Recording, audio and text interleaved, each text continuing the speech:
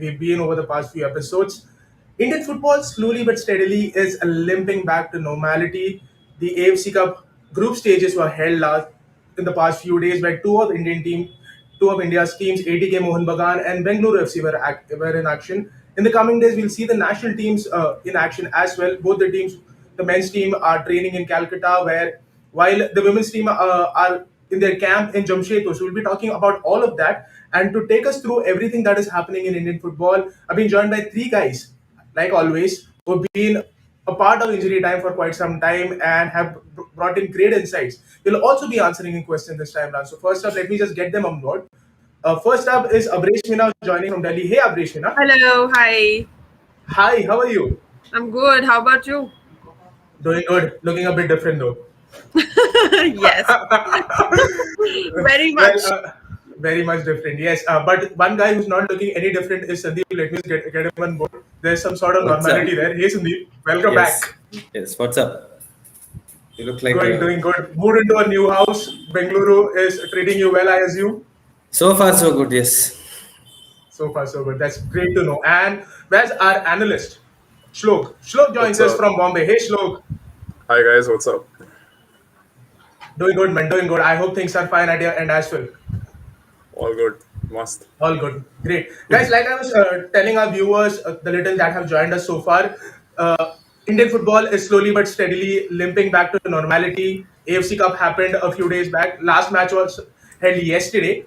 And going ahead, we have the national team in action as well before the ISL kicks in. The Duran Cup is to happen. So there is some sort of action to look forward to. So let's just begin right with it. First up, the AFC Cup. Two teams from India were in action, ATK Mohun Bagan and Bengaluru FC. Bagan are through to the knockouts of the competition. Abreshmina, coming to you first. What did you make of this competition as a whole? Delayed due to COVID, and finally it happened in Maldives. Three matches, unlike in the past where a team could play six matches, but it didn't matter for Bagan. Yeah, and I think it was sort of beneficial also in a way because you could just concentrate on three matches and it was easy permutations and combinations and you could just go through. I mean, it was sort of beneficial, I felt. But yeah, I mean, overall, in terms of ATK Mohun Bagan, I think solid against BFC, very good. Other than that, all right, solid, got through it, got the job done. Got the job done. Cindy, is your assessment more or less similar, or did you see it in a different way?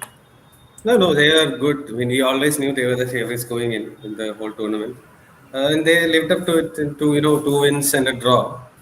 Says good things about how they are going, and a lot of their new players had come in, so some of them were settling in. Liston looked very confident, so that bodes well for them. Amrinder obviously is an upgrade on just about anybody in the goalkeeper position. They missed the two centre backs, but they sort of they missed Sandesh Singh and Antiri. But they were quite okay with it. They have Sumitrati. I mean, there is an embarrassment of riches in that team. So they're just all good. I think they can go far also. Absolutely. We'll talk about that in a bit. But Shlok, first up, coming to you, few of the new signings got their opportunities to play for ATK Mohun Bagan in this AFC. What did you make of them? You saw Amrinder in the goal. You had Ugo Bumo, who had an extended run, except for the last match, which he was suspended. You just had to ask me, right? Shows it. Yeah. No, I mean they're great players, man. Everyone can agree on that. I think Hugo just totally killed it out there. He's like the quality of the balls he was giving, just like cutting through defenses, like just it was too good. And just following up with what Sandeep said, about the depth that they have in their squad, even aside from new signings, they lost two of their best defenders in Jingan and Terry. They didn't register them rather, but even then, they did pretty well defensively. Like they didn't concede too many goals. We still had Pritam Kotal Makhi, who became a makeshift defender. Then Rathi came in and whatnot. So even Subhasish can play as a centre back. So that team is just, I think semis is something that everyone was expecting early on. Semis or even finalists for a team like ATKMB. And yeah, it's just it's crazy if they don't do well in knockouts. I think that's just going to be on them. It's going to be underperformance. Krishna, as usual, just fantastic. Liston's added so much to that team. We saw him creating that The assist that he gave in the previous match, Right. that was just quality from him. Williams, you have like a bit of a jack of all trades in him.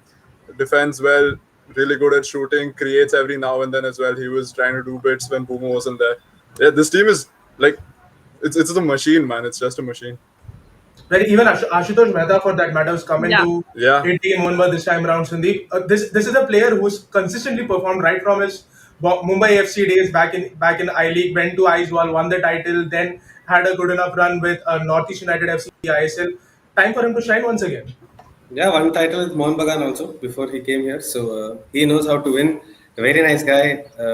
Little underrated because I think we media are also little to be blamed for this because we don't write so much about him. Only in the last year or two we have suddenly picked up on how decent a good player he is. But he had some issues with fitness. I think like he had to get that up, which he has done now. He looks like a lot more complete player. But yeah, I mean that ATK MB. Funny thing is they sort of play a conservative style of football. We might think, right? But if you Okay. look at the tournament, they only surrendered possession to BSC. They shaded it in both the other games. With possession, Boomo was pretty crazy. Yeah. Without possession, Liston and David Williams and this Roy Krishna are pretty crazy. So they can basically play in however they want. There are some signs that they're trying to maybe slowly shift away from that defensive thing. But playing in an AFC Cup knockout, as we've seen recently with Bengaluru or East Bengal or whoever it may be in the recent 1 decade or so, it's important to have a very strong defensive unit. Correct. BSC did it as a box in the middle with the 4 foreigners. The ATK MB is doing it in a slightly different way. And I think the next match, I'm not sure which of the teams they're playing. I don't think that has been decided yet. It's not an The match is easy. today. Yeah, it's not an easy game, but I think they can do it. Dude. Anything less than that is interzonal final. I think we might be looking at them and saying, maybe it's a lost opportunity here. But again, this is a Yeah. new club or old club or a merged club or merged long club.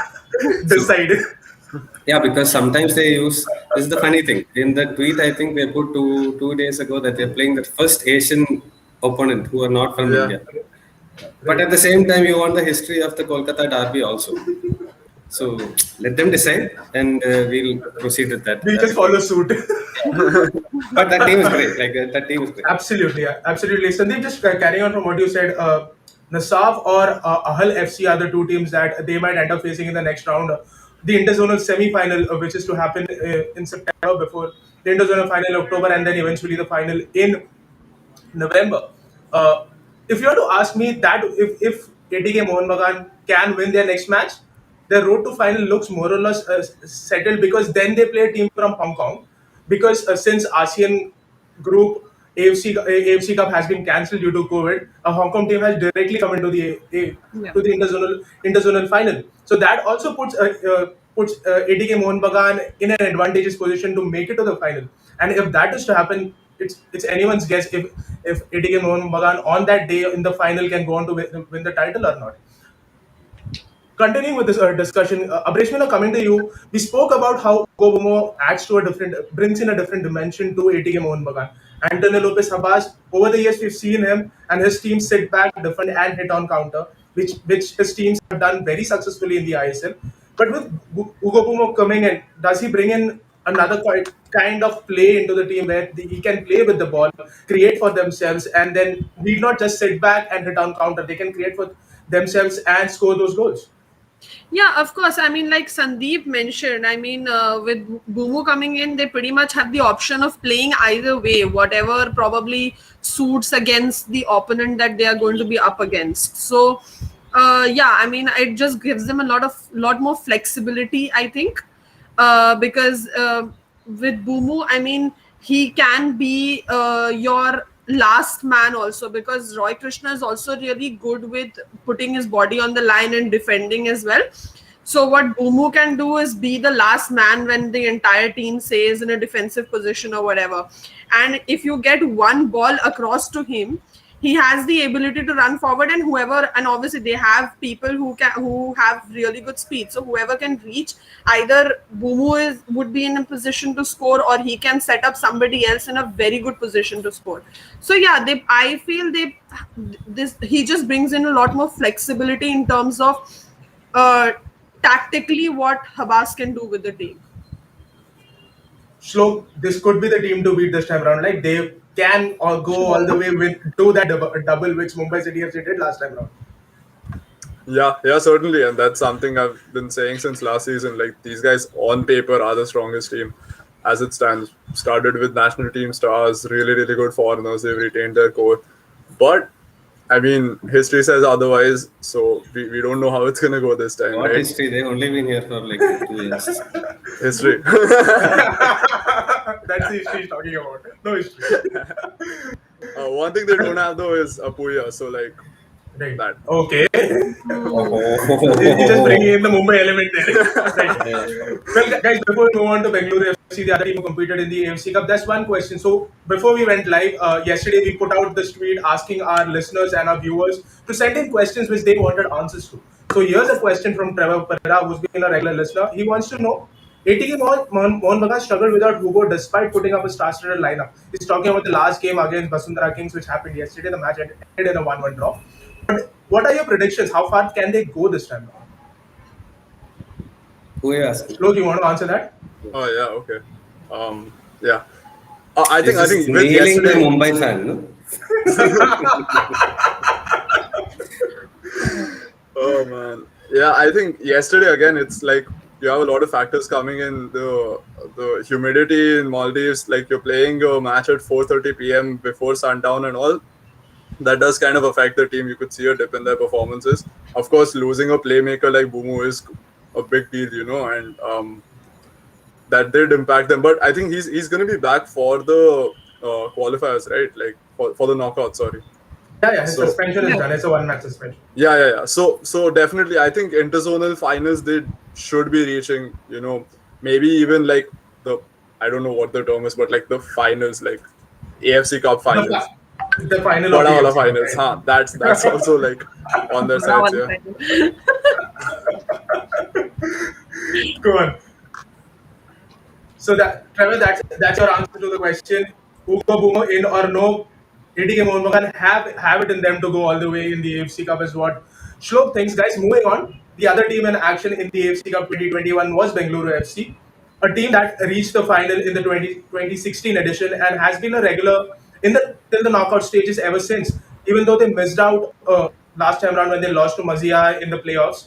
Sandeep, starting with you first up. First big competition under Marco Perzaiuli. What did you make of this team? Yes, they went in with just 3 foreigners, but they were good signs as well, right? I thought they got better as the 3 games passed. Like the first game, they were not that great, and slowly improved in the second, and finally the third. I think what Shlok said is very important here. That when they want to play that high intensity style of football, 4 o'clock in that heat and humidity is really difficult. My friend was there this last week in Maldives, and he was saying that sitting in the hotel only, he was cooked.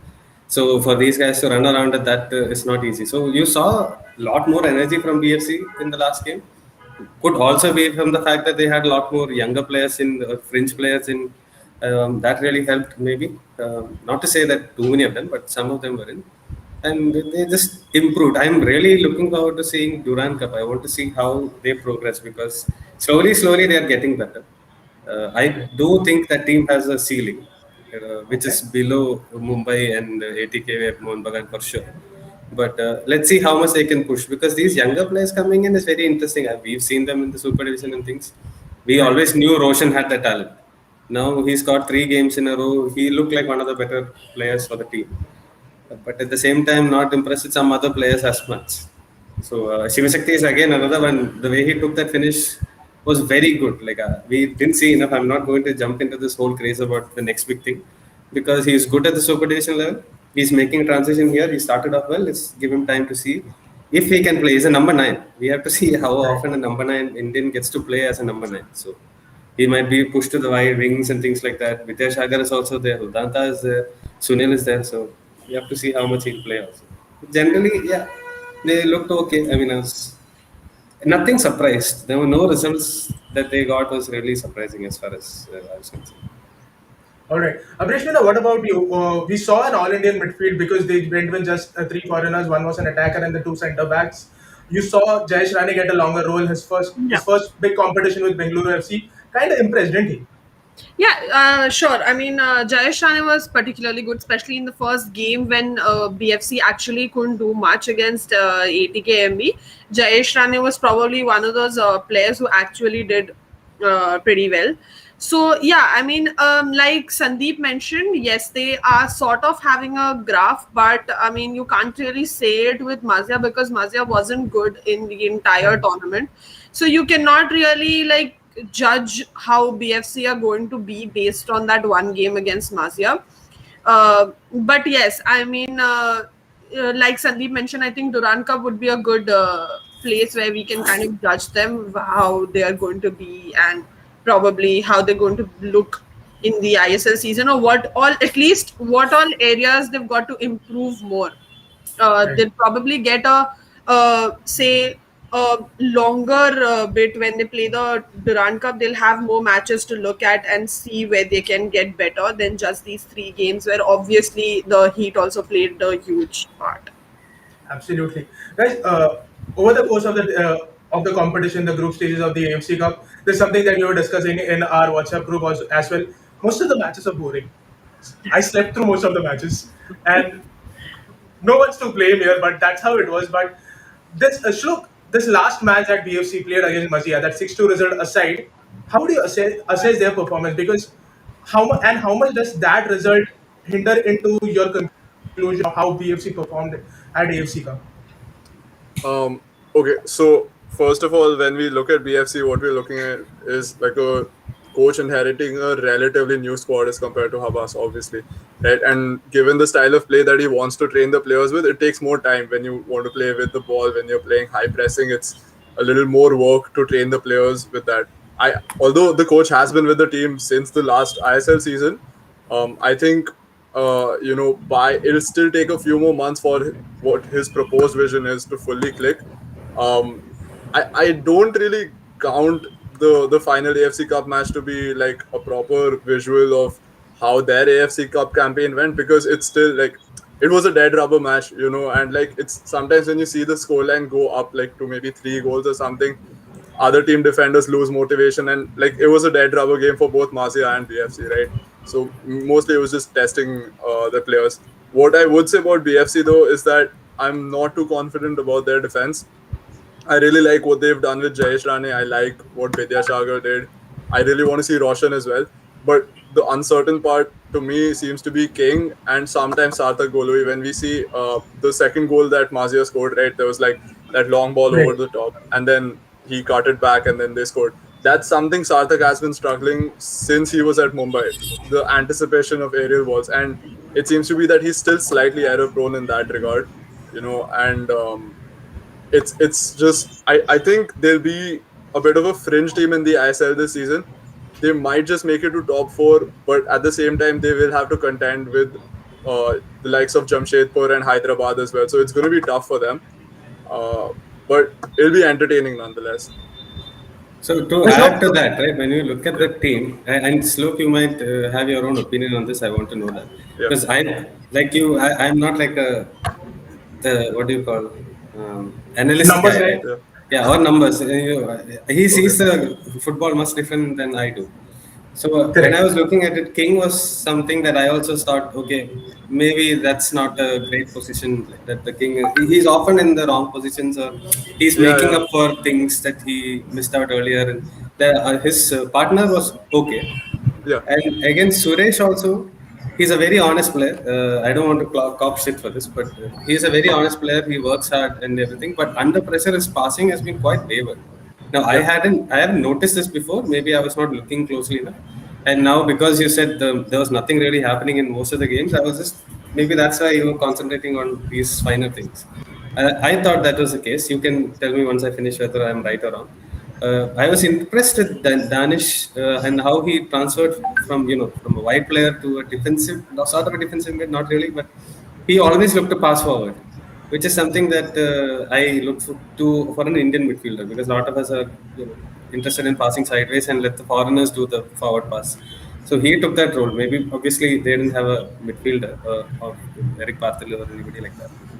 So these two couple of things that I thought were interesting. I wanted to ask Shlok about Suresh also, because have you also noticed this, or am I just coming out Yeah, from a yeah, very yeah. small sample size? No, I've noticed this about Suresh since like last season or so, in fact, and it's something that bothers me quite a bit when people call him a playmaker or whatever, because he's clearly not. He's a very dynamic midfielder. He's somebody who's going to keep pressing, win the ball back.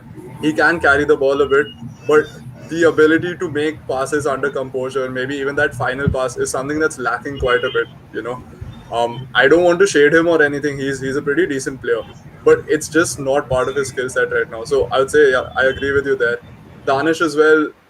I like that transition that they've made. The thing is, when you play a single pivot, you need like a very robust ball winner in the center. So his passing range is pretty good, but I think he still needs to prove himself a bit over there. Wherein if you're going against a foreign number 10 or someone, can you actually stop that? Can you stop a foreign 9 or something like that?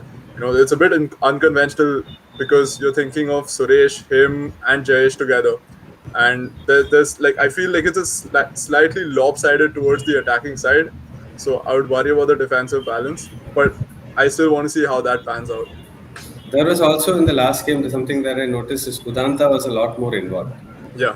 In the first game, he was sort of an island to himself on the Yeah, right yeah, side. just on the touchline. Yeah. Yeah, and a couple of times I think they passed him, but I don't know. Maybe it's because there's Sunil on the left side, and the interest is to pass to him, right? Because he can do things. He can do. It's like how Messi was at Barcelona.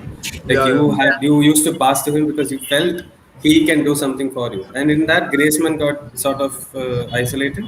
Same way here, I feel Udanta sort of got isolated on the right a little bit. And yesterday we saw suddenly that header was a great header. I think that was the best move that I saw in this entire tournament in terms of goals. And he looked much better. And Vidyasagar also showed he can score goals, Yeah. although it's very late and you can argue whatever you want, but he scores goals. So suddenly they have an option that is beyond Sunil, maybe to get goals. Because Sunil, I think at some point maybe will come into a number 10 role where he doesn't have to run as much Yeah. because he's getting older and you need to keep him fresh to be at his peak at the other end of the field. So Right. maybe I was just wondering about the same thing. And Udanta, hopefully he kicks on from here. He had a good showing last time.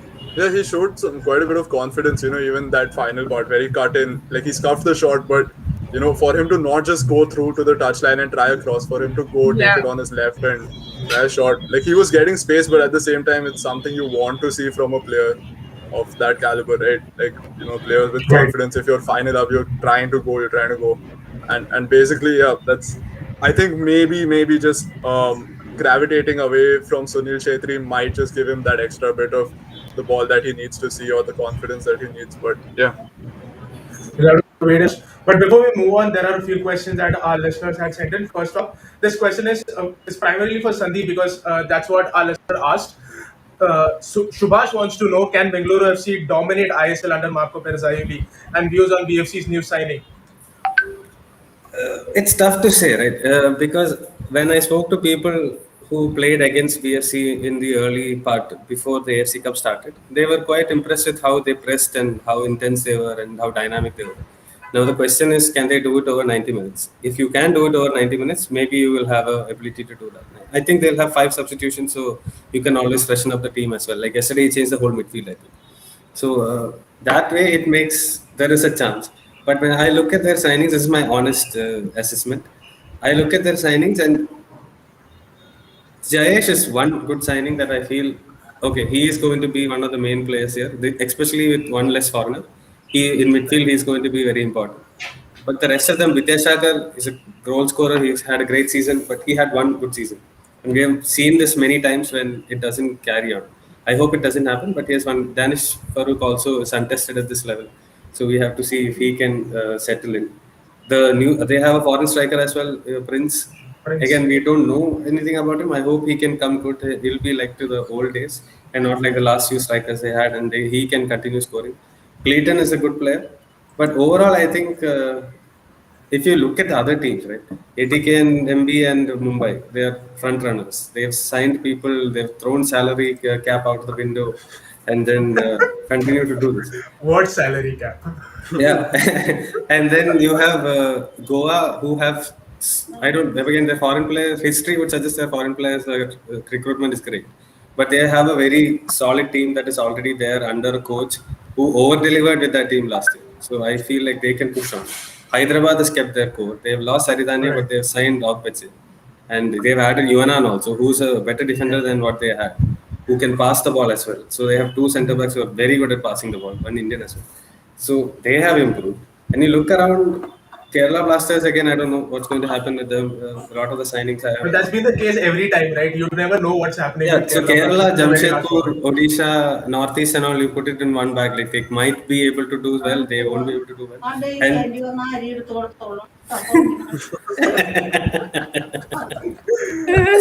and That is then, my mom. and then That's what's happening with I Kerala understand that, Naveen. and then you have Chennai, who's either a hit or a bust, because that's the way they go. And Chennai also have the ability to not do well in the first half and then suddenly beat everybody in the second half. So they've done this twice. So you can't write them off until probably closer to the end of the season. So in it, making sort of how the other teams have improved, I think top four is going to be very difficult. But that said, BFC, if they have their youngsters coming through, because their B team has quite a large number of good players, and if Leon, Roshan, Shivashakti, again, I don't know with two foreign strikers how much he's going to play, but these guys, Vidyasagar and whoever else is going to come through, maybe there is We'll a have to wait chance. and But watch. we have to wait, but I don't think they will dominate, especially considering some of the transfer activities that has happened in other teams. No, just a Alright. question, Sandeep. Just a question. Go on. Did you mean that you think Wanan is better than Odeona India? Yeah. And why exactly do you think so?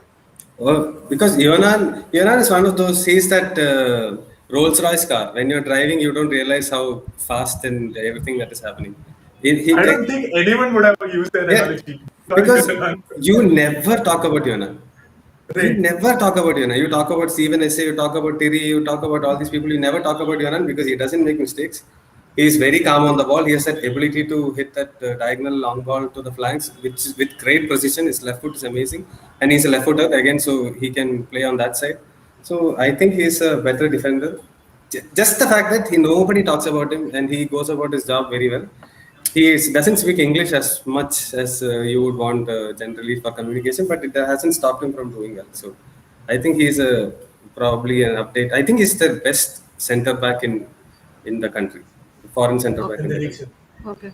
I just felt that Ode last time around his positioning was so great actually that he wasn't really dribbled past even a single time, I think, last season. So, I mean, that just showed that his positioning is like correct like all the time, right? Like he just knows where to be at what time. So, yeah, I just asked you because of that. Yeah. Yeah. Alright. I mean, it's a fair That's point, one but more- in my head, maybe because I've seen him over 4 or 5 years and how consistent he's been, maybe that's why I was looking at it that way. Yeah. And I think since you're a Thierry is BFC great, guy, no? By the way, just to say, Thierry is also a very good center back. he's been great. Yeah, of course, no doubt about that. There's one more BFC related question that we have. This one comes in from Sangesh who wants to know Udanta is more suited to the left wing, but if that's the case, what about Sunil?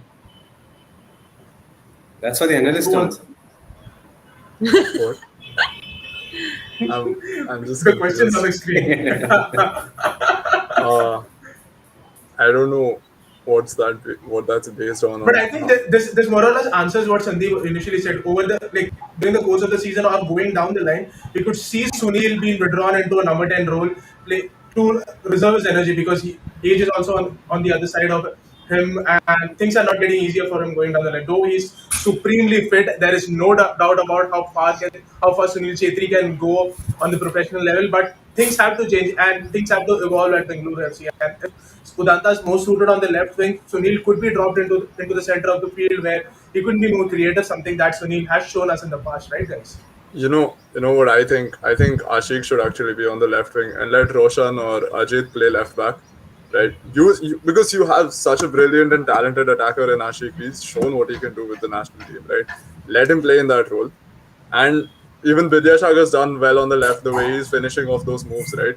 And yeah, as you said, Sunil could come into like a central role. He can play as a striker as well, because now we have 4 foreigners. Say Clayton's out for whatever reason, or maybe Clayton can play as the 10. But you primarily, I think we should be keeping Udanta on the right, because there are just so many other options on the left, just solely because of that. All right. There's one more question before we go on to the national team and conversations regarding the national team. This is a question from one of our live viewers. There's no name, just the Indian flag as the name of the handle. The question is, what difference have you guys seen or found in Liston at Hyderabad FC and at ATK Mohun Bagan? Abreshmina, do you want to go for this? Yeah, I mean, say based on these 3 games, I mean, I wouldn't say that we've seen too much difference in that sense. Probably he's just got more game time, so it just looks like he is, say, given more, or he makes a lot more difference. But that's because probably he's got a whole match to play. But overall, I mean, his speed would still be his strength, and his ability to take on and make make excellent passes to say Roy Krishna or a Manveer. So yeah, I mean, overall not too different, but maybe he just has more active and better players around him for him to shine more. Just getting the best out of him with Yeah. the quality that is around him at Yeah. ATK Mohun Bagan. But guys, Liston's role is not limited to ATK Mohun Bagan alone. He will be in action for the national team. First up, when the team plays Nepal in 2 friendly matches in the upcoming September window, the national team, except the players who played in the AFC Cup, are at a national camp in Kolkata before they depart for Nepal. Sandeep, Igor's match has a lot, especially now that the AFC Asian Cup qualifiers will begin in February. A lot will depend on how well and how quickly India can qualify. I'm not saying that if India can qualify, because that should be a given now that India has to compete at the Asian Cup, right? Yeah, for sure. But it's not going to be easy, right? Never. We had a tough time beating Afghanistan. We didn't beat Afghanistan and beating Bangladesh. So you're going at the next level where these clubs have come below you, and then you're playing potentially. I'm genuinely afraid of Kuwait because they are there because they haven't played a long time. So they are in the reckoning. We might end Because up they beating were them. banned. Yeah, they were banned. That's a The tough country was team. banned by FIFA. And Correct. on this Uzbekistan, Turkmenistan, Kyrgyzstan, none of them are easy games. They are very Absolutely. physical, and some of them have gone quite ahead as well. So yeah, it has to do Well, it. But we Abreshmina, recently won a trophy though, oh yeah, playing against the IFA 11. something to cheer for. Something to cheer for.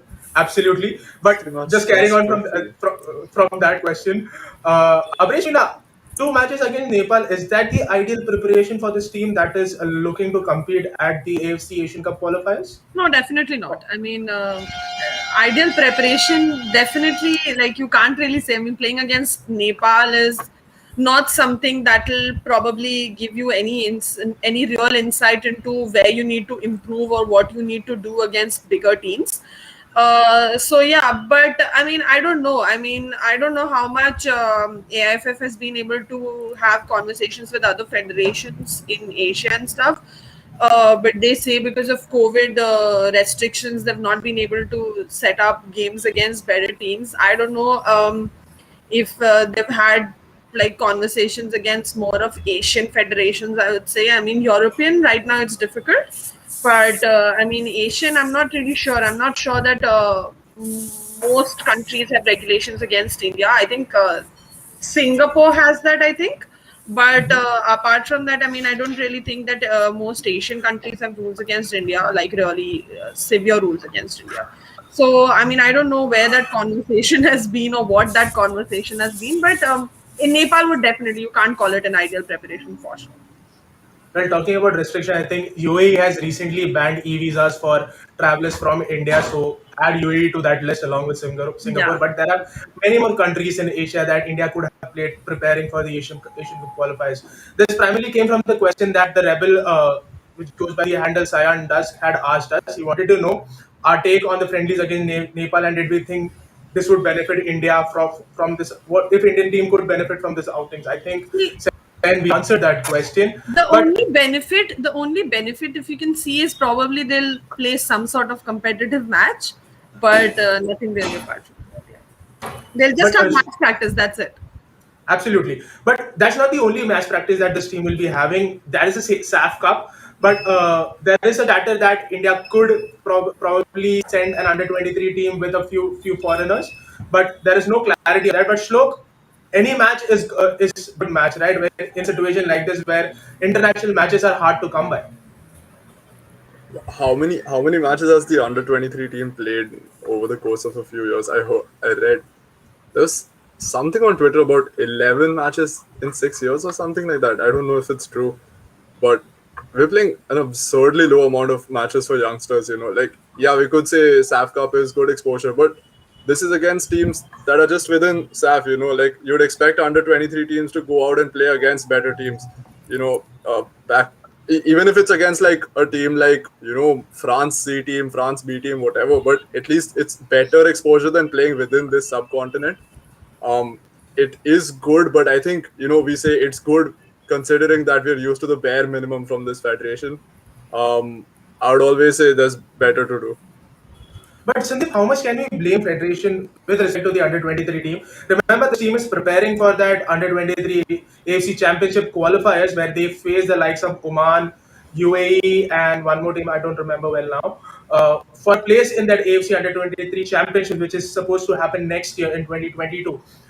There is COVID. COVID is still a reality across the world. India is one of the worst affected nations. Traveling outside India to any of the European nations is a difficulty.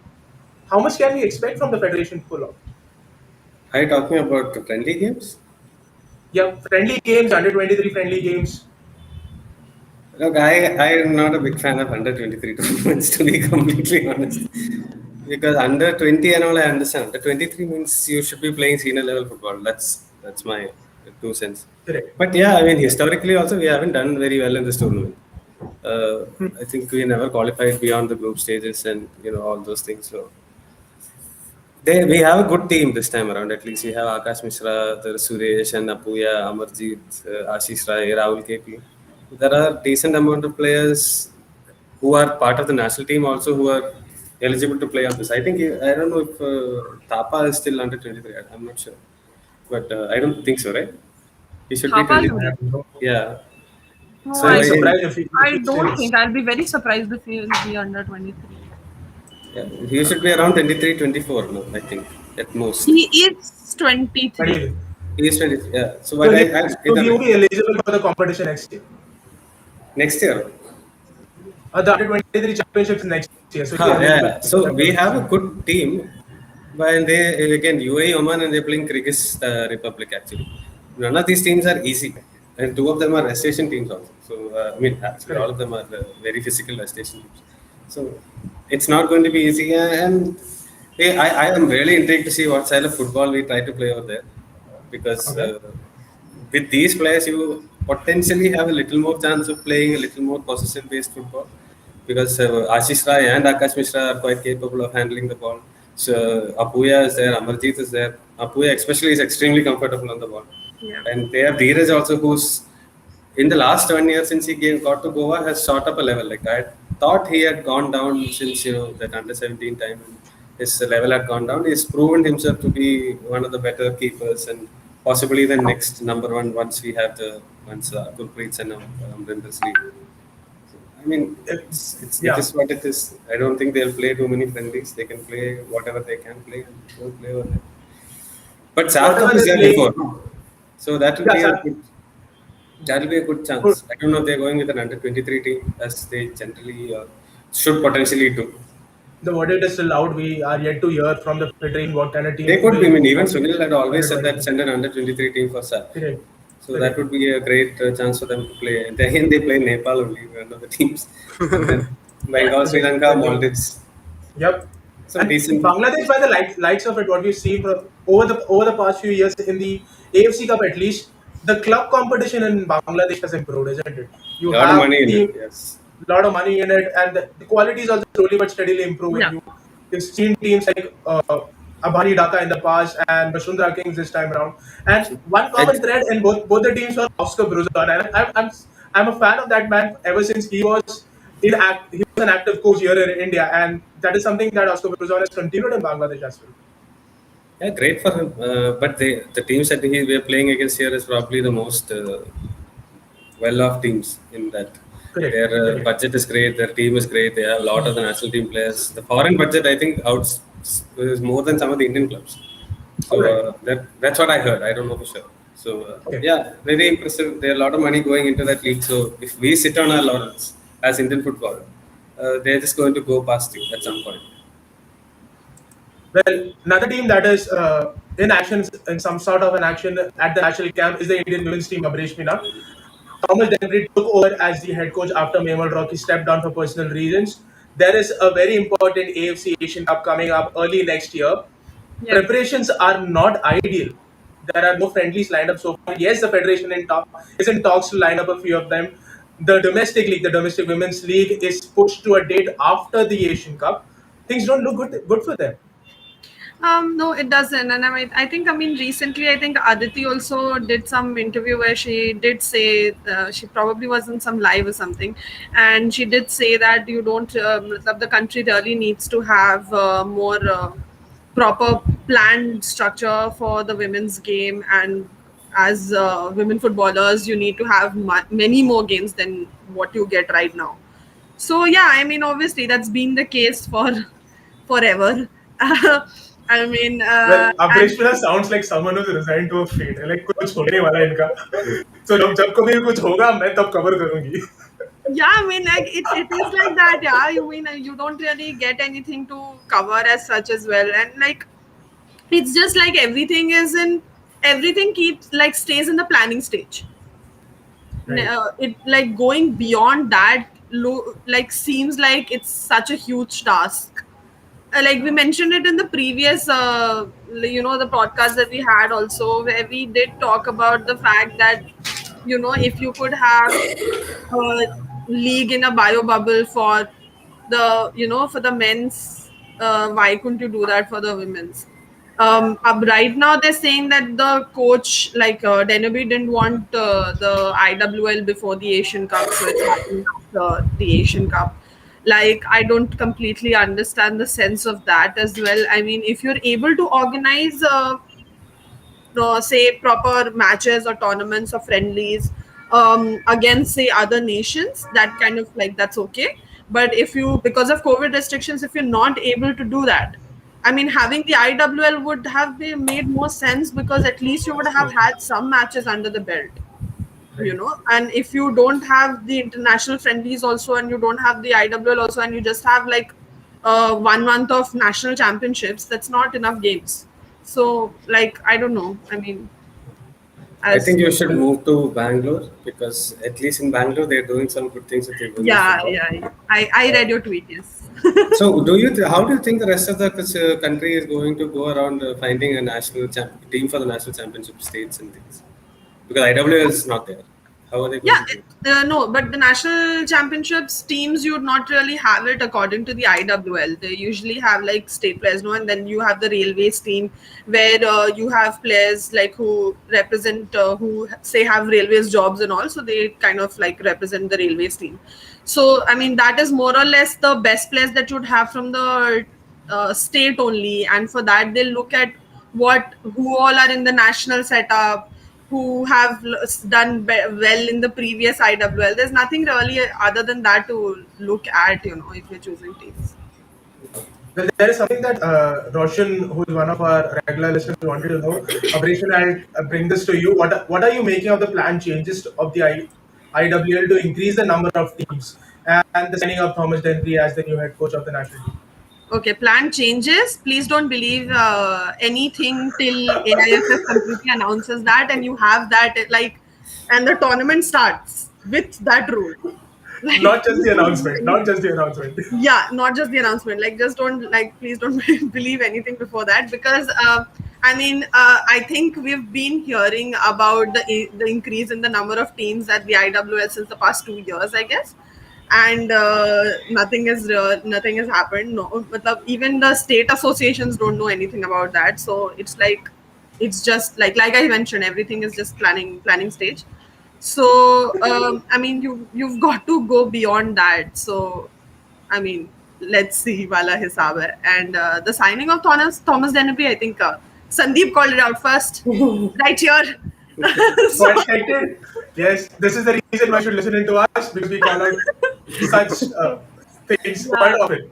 it was quite a, like, I mean, given how we function and what we've been seeing in the past years with, say, both the men's and the women's team and everything. I mean, it was like a pretty um obvious sort of, like, that was the first thing that come to your head, because you already have one foreign coach and then you have the Asian Cup coming up. So it's like the federation would definitely want a foreign coach to take over, because they won't be satisfied with an Indian coach, so they want a foreign coach. So, and the one who was available was the under 17 one. So Thomas Denby comes here. चलो Under इधर है तो ये भी कर लो. under 17 gets looked over by Alex by then. But the one good thing that I saw in all of this was Priya getting the assistant coach Right. gig. I mean, that is good. That's genuinely good. I genuinely love that. But Priya, someone Sandeep you have seen during the IWL as well. Like, what have you made of her as a coach? Very friendly lady. Okay. Very Yeah. But at the international level, primarily, I mean, maybe not so much in India because they need a lot of help tactically as well, because of the number of games that Indian women generally play. But generally, she is very good at managing egos, because Gokulam Kerala at that time they put a team together which they just basically got a lot of big names. That's just generally how they do. They'll go get Aditi and then Dalima and then other people and all these famous players and put them together at that time. So she's been able to make them deliver. All that said, Kripsa I thought outplayed them in the Yeah. final, but to still win say something about the team that she has managed. So I don't know how much of an influence she's going to have under Thomas Denerby, but it'll be great for her so that maybe once the whole thing is done and Denerby goes back to under 17 and they need a coach, we won't be enamored by white men syndrome, and we'll give the job to Priya or someone like her. Hopefully. Hopefully, yeah. So there is someone at least he can take over the sort of a continuity. I mean, we can say all this how much continuity there is in Indian women's football. I don't know, but yeah, at least on paper it looks like a good move. I do like her though. Very nice lady. We can always hope for the best, can't we?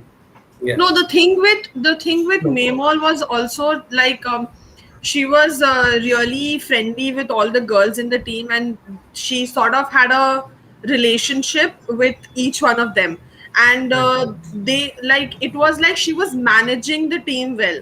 So I mean, Priya can do exactly that. I mean, if having Priya and not just Denabi, who's a completely like different person for most of them. I'm not talking about the girls who've been in the under 17 team, but for most of them, he's a completely new person. So having Priya, who they can communicate with, say, in probably a better manner, is some sort of a good help for everyone to settle down, I feel. All right. Well, guys, that more or less brings us to the end of this episode of Injury Time. But before we go, there is a news that ISL will resume probably say by the third week of November, which has been the case over the past few seasons. And this time around, again, things look like it would be a closed door event with all the matches being held in Goa. There was a question regarding this. There was Sayan who wanted to know any new cities or places upcoming in the upcoming season in the ISL. I don't think there could be a case for that. Anything else, or it's going to be Goa, right? Yeah. Yeah, that's it. Right. And one more question. This has got nothing to do with Indian football, but football at large. Was one of Sandeep's friends asking us this very question? Messi is a good fit everywhere. I think he had come to Kerala Blasters. I think they were really desperate. I think they could have found better. A very last minute signing. My only sadness is that I really want to watch Messi play. That's one of the great joys of my life. And No the fact way that he's to gone watch to Messi France, play. that I'm never going to see him play. I get knocked out in the first knockout of Champions League. And so, yeah, that's about it. Sandeep was what learning about the Spanish domestic just to go to Spain. Yeah, and now he's gone to but France. we haven't spoken about transfers. Because there was that. Oh yeah, there's some news happening on the transfer front as well. Few guys who have already moved, like Apoya joining Mumbai City FC, ATK making a host of signings. So have Bengaluru FC and FC Goa to a certain extent. But what about Dylan Fox? There's a lot of chatter regarding that, Sandeep, right? Yes, so this is the interesting thing, right? So we read the article saying, and I don't care about transfers in general. Like when But right people, now you have to care and test yeah. So whatever. this is the logic. So I love the fact that there is a chatter about transfers and there are people getting engaged and things, and they are all looking forward to the announcement. It's all great for Indian football. Not something that we saw before, maybe 2 years ago, and now suddenly that's there, and that's amazing. And kudos to Marcus and Depria and whoever else is doing all these things. For me personally, foreign signings make no. I don't care because they come here. We have to see if they can adapt here because we can't keep getting excited about everybody, right? So generally, that's my take. But Dylan Fox is interesting, right? So I had a tweet out also because they said if he wants to move to Goa, they have a contract that's saying that if he played a certain amount of games or conceded, I mean, lost less amount than a certain amount of games, he has an option to extend his contract. And if he wants to move to another club in India, he has to pay 40,000 or 400,000, some number. I just feel like this is what I understand. There are a lot of people saying that the club wanted him to extend this thing, but again, I don't think they. I know that there is no contract between them right now, from what I spoke to people, and Northeast United basically essentially has a non-complete clause, not in India. So if he wants to compete in India, he has to pay pay off the contract and leave. That's this thing. So the I thought question, non-compete was just limited to journalists. no, it's limited to everywhere. Like, so this is the thing, right? Our good friend who shall remain nameless when humanity will always lose. So that's how the legal system works in India. But the question is, if you want him to stay and the player also wants to stay, and you can reach an agreement, fair enough, right? From the looks of it, they're not that interested in keeping him, or they're not really talking, or he's not interested in staying. Now, is it fair to keep him from going to another club despite payment or whatever, considering they don't have an active contract, or that's what I understand, how it's been put to me. And it's just that they want to make some money. So if the argument is you can go and play elsewhere and not in India. Maybe he got the best offer in India. A football player has maybe 15 years. If you are lucky, maybe 20 years to play. And these guys are not paid like how the European footballers are paid. So they need to make as much money as possible in that short window. And maybe he got the only offer was in India, or maybe the best offer was in India. He wants to play in India. Isn't it's okay, right? Like you don't want him. Yeah. He wants to Oh. go. Just let him go. Let him go, yeah. But you want to make money. But then I was talking to somebody else, and they were like, you know what? The Indian clubs desperately need money because they are losing money so much, especially ISL teams. They are losing I so think every much. club needs money. Like ask Barcelona, they need money. They're in debt. Huh, but those guys are in another level. But because they will that money is because their transfer and all these things were stupid. In Yeah. India, to compete in the tournament, you need to pay 13 to 16 crore, 15 crore, whatever it is. Correct. And then once you reach there, you have to pay for expenses, you have to pay the player, you have to do this, that, and then All you of this get pay, nothing else. then you get some money back, which does not break even. Like Parjindal last year wrote about losing around Yeah. 20 crore, I think. And this is BFC. I'm sure ATK Mohun Bagan in Mumbai are losing more money because their transfer fees player salaries are possibly higher than that. So we have to figure. So these clubs also are trying to make money in however possible, whichever way possible to sustain sort of staying in this level. I Right. just wonder, there's a bubble here. I just feel like at some point that bubble is going to burst. Can I add on to this? Yes, one minute. I just haven't finished. sorry. I have to bring in some more things. So, if Dylan Fox goes to FIFA, I think they rule on his favor. I don't know if he has enough time to go to FIFA now, considering transfer window is almost over and whatever. And then, if you look at it other way, also Abreshmina wrote this article about Gokulam Kerala and what they did to their players. You sign them on contracts, don't pay them, you terminate their contracts unilaterally, which is not fair. So you take them to court and then East Bengal and I think Blasters were sanctioned or told they're banned, whatever, because of non-payment of dues. This is becoming more and more common. And I am not even going to say names, but there are clubs that are taking money to let players play.